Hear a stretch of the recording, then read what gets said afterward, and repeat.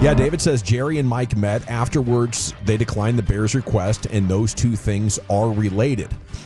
He says Chicago's interest served two purposes. It was an accelerant to get discussions between Jones and McCarthy started earlier than would have otherwise been the case. And number two, it provided a litmus test for each of the principals to determine where the other stood. But Moore did clarify that at the end, it is no guarantee right now that Mike McCarthy will return. What kind of odds would you put on it, though, Brian? I'll tell you what. I mean, I've said this all along. The Bears thing. I think the Bears were doing Mike McCarthy a favor. I think they were. I think that the one thing, my experience of working with the Jones family for 14 years was that they move at their own pace. They have a way they do business, and if you can kind of get them off their game, and that means like make it where they have to react quicker, this is what you have to do to get it done. Because if they don't have anything like that, they'll wait. We've seen how they do contracts. Yeah, they'll do their very best to kind of talk, and then at the very end, they'll find a way to get the deal done. So to me, the Bears did Mike McCarthy a favor by requesting an interview, and that got Jerry moving on the deal. So we'll see. I people would put it at 50-50 whether he comes back or not, but I just a gut feeling that there are some things that Mike is going to have to agree to that maybe he might not want to. Do you think the main thing is the play caller? Like, hey, you're not going to be. I think there's some coaches on this staff that they might want to move on from too. Just my thought. Nothing I've heard within the building or anything like that. But the play calling stuff, that could very well be part of it. But man, I hope so. I think there's some things, some concessions that Jerry wants to address, and this is an opportunity to address it. And Mike, he kind of has Mike a little bit over a barrel. Do you think those would be mostly offensive coaches? I have no idea. Okay. I have no idea. Pardon me. You know, the thing that Mike has shown a willingness to do, though, throughout this entire time since he took the job was the willingness to work with the Joneses on what kind of coaches they want. You know, he got Nolan and Tom Sula here, but after year one, that was blown up, and here comes Dan Quinn. Philbin. Here comes Mike Zimmer. It was Kellen Moore at the very beginning. Yeah, so, I think he's shown a lot of flexibility with the coaching staff, and he's never hinted once that he needs to be compensated more, So I don't know. I think it's like above 98% that Mike McCarthy is going to be announced as the head coach. I suppose they got together yesterday and, had some sort of a handshake agreement that could still be trampled on, but with so much history of Mike capitulating to what the Cowboys want in order to have this job or to keep this job, I would imagine, last year that would have been the time to really put your foot in the ground. But now the Cowboys have something you want, which is to continue coaching, and you have no other option. So, I mean, I believe Mike will go along with pretty much whatever the Joneses want him to do. Yeah, depending on, like I say, if there are things that he absolutely doesn't agree with, like I was talking about coaches being fired, coaches being replaced, there might be some guys that Mike brought from Green Bay that he's interested in, the Joneses like, no, we need to move on from these guys. We need to get better at this position. Our young guys are not developing very well here. So I like what you're saying, Dawson. I think if Jerry and them wanted to get this done, they would have got it done by now. And the fact that this thing is, carrying on, I think that they're really legitimately making Mike think about things, or going to have to do things. Because very simply, when the end of the season, they just said, "Hey, okay, we're going to sit down. We're going to knock this deal out. We're going to bring Mike McCarthy back." Nobody said that at all. All we've heard is positive talk about Mike McCarthy. But I think they're putting the ball in Mike's court, because if Mike decides like, okay, this is not, I don't like this, then that's his decision. It's not the Joneses' decision.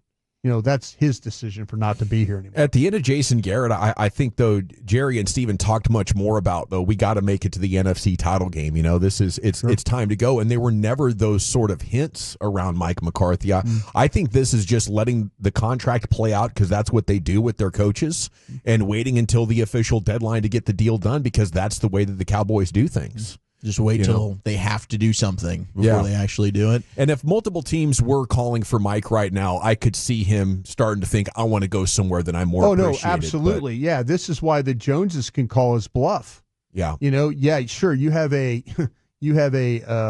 request from the Chicago Bears. Great. Okay, fine. Who else? Anybody else? Yeah, it's not the Jets. Yeah. Doesn't seem to be the Saints, even though there were ties there. Exactly. But I think this is going to be Mike McCarthy's call. I think he's going to have to determine whether he wants to play by the Joneses rules, which I think for the most part he has, but there might be some more things that he has to deal with that he didn't have to deal with in the first 5 years. I wonder what the path to victory looks like, with Mike McCarthy and Dak Prescott. I mean, drop the scenario. It's got to be, no earlier than 2026. You need back-to-back amazing drafts. You're going to have to dominate budget free agency. I will tell you, like the 903 says, Dawson wants Mike so bad. It's weird. And I don't care who the Cowboys coach is that much. I just, from maybe a year or so ago, I was painting a scenario where I thought he could come back. And 4 or 5 months ago, I was told I was crazy for thinking that Mike McCarthy could be back even if the Cowboys missed the playoffs. But it's just how much Jerry overvalues loyalty as compared to coaching competence here. So I guess maybe I want Mike back because that would mean I was right all along, right? But I think that's the only way I want Mike back. Then you could take a nice little victory lap. Yeah, which I think we should do more. The most lonely victory lap ever. Yeah. I mean, Walchuk was all over the Quentin Grimes thing with the Mavericks in the offseason. And I was thinking it might have been appropriate for Walchuk in the studio today to take a little victory lap. Little cute out victory lap. Well, Diana Rossini said she still thinks things could go either way. I mean, that's the other angle here is so many of the insiders are holding the line that this is not decided. Mm-hmm. I think they just want the story to continue so they have a chance to break it, or they want to be able to talk about it for the next 72 hours or however long this plays out. I don't think you can read what's happening and think there's legitimately a 50-50 chance the Cowboys go a different direction at this point. They've given us no hints. Yeah. We should have seen this coming weeks ago. Yeah, I think the guys and gals that cover this team every day, the beat writers, are the ones that are just sitting back and letting things happen. I think it's the national ones that are taking more of, we don't know. I think the beat writers who go out there every single day know exactly what they're up against right now. Yeah. And they're not, and we're not hearing a lot from them. What we are hearing from, the Ian Rappaports and all those guys, we'll see. You got to have a take in those jobs. Yeah, you have to have a take. And like here, Todd Archer and Calvin Watkins and Clarence Hill and those guys, they could sit back and say, "Hey, we've seen this before. Mm-hmm. We've soldiered through these coaching changes and stuff like that, or potential coaching changes." They're going to wait and see what happens because they know how the Joneses operate. Yeah, they don't have to have the take. They sit back and have a drink. Yeah, exactly. That's right. Cigar and drink. Calvin proved that, but I also think they really don't know right now. Like none of us really know. I think that to me the beat writers are if you ask them, they don't. They don't. Yeah. They live there every day. Mm-hmm. But they're just letting these national media members just kind of just keep throwing it out there, and eventually it's something's going to happen. 817, hiring people based on loyalty rather than ability or experience. Yeah, I don't think that's what you would want to be doing ideally for any organization if you want the best results. But I feel like it is well established that that's how Jerry Jones kind of evaluates the job, and that's a really massive piece of importance to him. And he tells himself the lie that so many different head coaches can be good enough. He used to tell us that all Jason Garrett needed was to win that Super Bowl, and then everybody would look at him as a Super Bowl winning head coach. Almost like as a coach, a Super Bowl happens to you based on everything that the organization has done instead of, the way that you coach and maneuver and, processes decisions throughout your run. So, I don't want this to be the case. I would love it if we could live in a world where the Cowboys were, one of the 4 or 5 teams that was actually going to interview Ben Johnson, was willing to give him as much money as it took, and were willing to give full control of the organization. We've seen in the last 25 years, or the salary cap era, a couple of teams absolutely dominate.